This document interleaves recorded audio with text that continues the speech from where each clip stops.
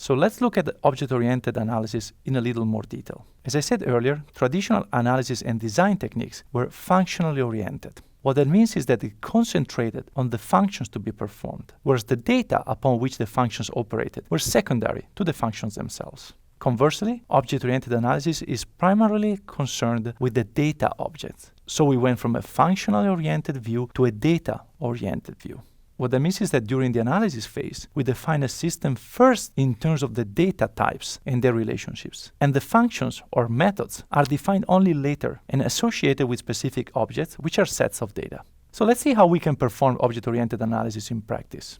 So the basic idea is to be focused on the objects of the real world. So to go from a real world objects to a set of requirements.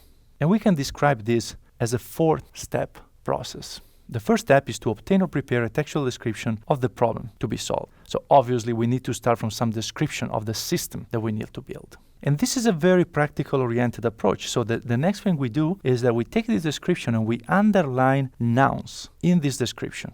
And the nouns that we underline will become classes in my analysis. We then look at the adjectives in the document, we underline those, and we use that information to identify the attributes of the classes that we previously identified.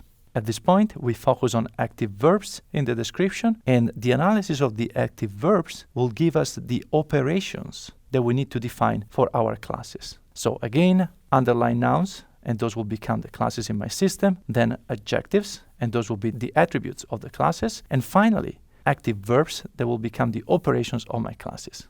And of course, this is a high-level view, to take this with a grain of salt, but we will see that it's a very good pragmatic approach to identifying requirements, starting from a description of the system to be built.